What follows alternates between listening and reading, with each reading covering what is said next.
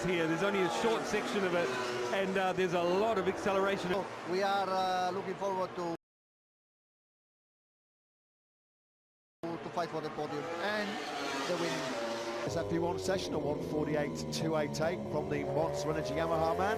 Yeah, Vinales been on. Yamaha come here actually with a bit of a barren run to try and fix, man.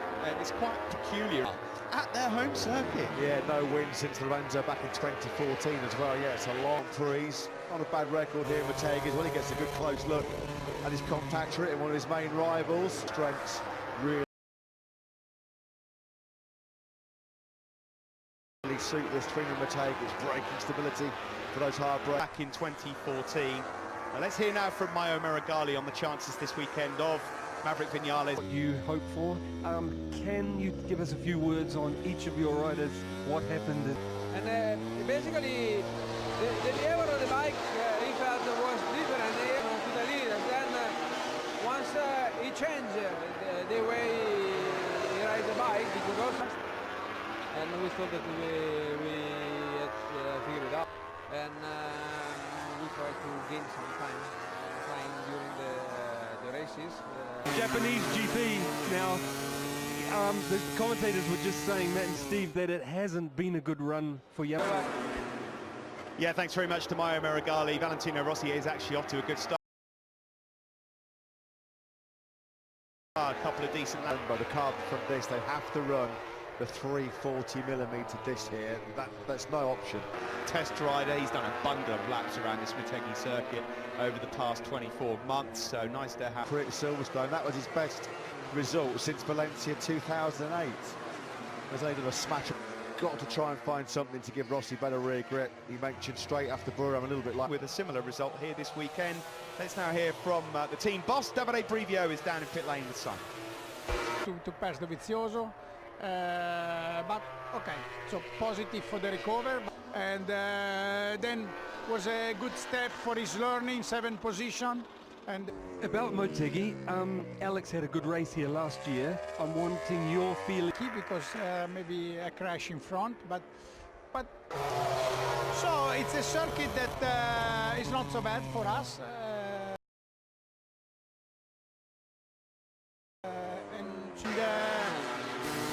Try to manage to get in the top 10.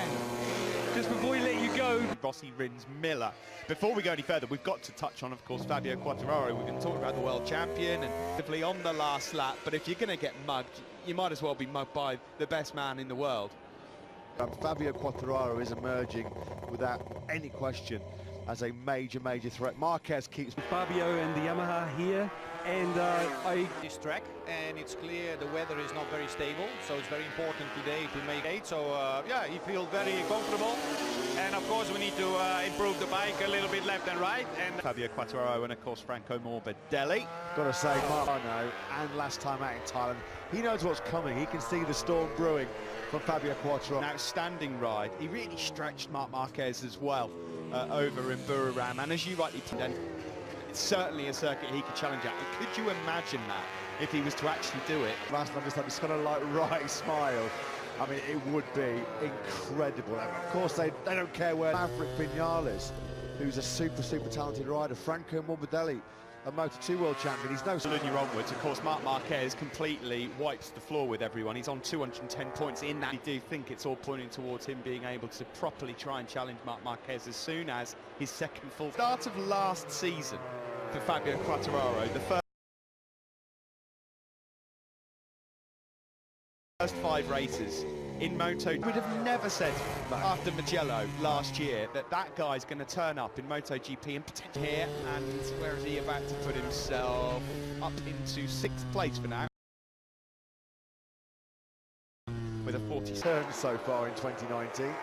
This is Marc Marquez then second at the moment in this session. Thailand finishing in 18th place.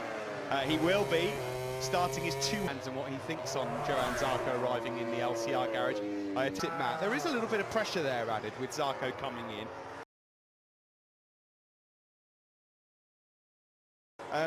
He was asked, of course, that question. Referring to himself, it's clear the emotions of a 5th aren't the same as the 1st.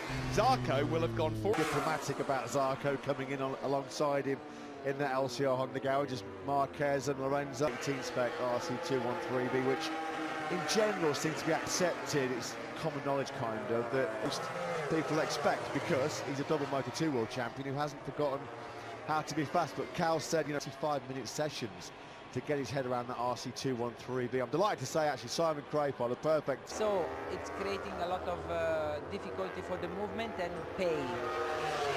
And then we have to look for a replacement.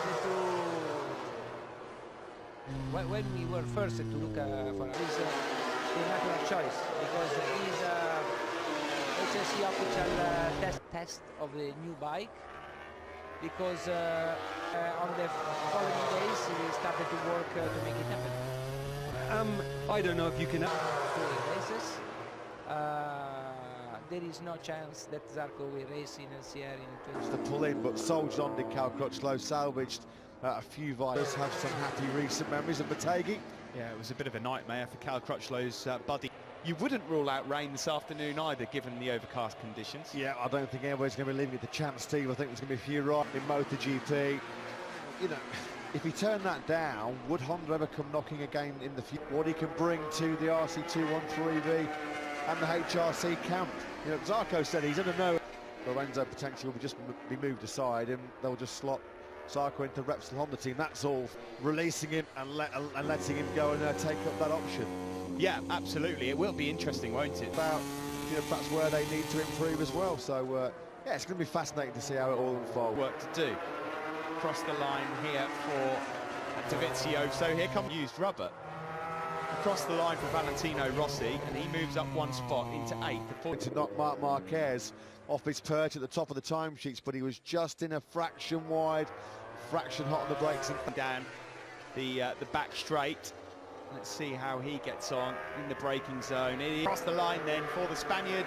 He lifts himself up into 3rd. That's a great lap from Juan Mir. 100 metres, so it gives you an indication of just why it's such a severe test for the brake heat in 2020. So shot window still open for Mika Kallio. Morbidelli. Guess who's coming on a Friday morning as well?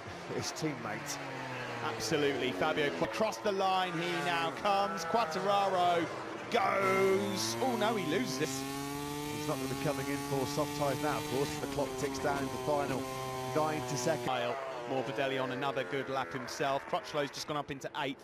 Rossi's and he delivers a 45.897, the fastest lap of the morning so far. Yeah, big lap. He stays in 2nd place, a 146.103 for him. There's one of my favourite men of the entire year, the checkered flag man. Things at the top. Will it be a Yamaha 1, 2, 3, 4? Vinales across the line, and he does go fastest to 45.5. World Championship right here at the Twin Motegi. Title already done and dusted for the number 93. Obviously got pretty good weather forecasters as well, because I would have thought he would have had a look at the end of that 75cc World Champion, now a key component of the Vinales backroom staff. On used tyres. Guess for the first time since that golden run back in 2014. Don't forget, of course, after this session we will take a lunch break, and then we'll be back with Moto3, in the last couple of weeks. The races will be starting an hour later than usual, so Moto3 race on Sunday here in Silence really since Assen. Valentino Rossi did a proper number on him, didn't he, when he took him out in Assen. Did in great fashion by Yamaha. The Iwata factory locking out the top 3, led by Maverick Vignali, Miller, Davizioso, Polispargo and Cal Crutchlow. They rounding out the top 10. Valentino 16th. A bit further down, Lorenzo there in 19th, ahead of Pecco Bagnaia. This was the run then from Maverick Vinales. In the 46s quite consistently for a second. When the soft tyre time attacks come, Fabio Quartararo is always in the mix. Today with the second. Some pretty good pace there from Franco Morbidelli. He went for a medium. And Marc Marquez rather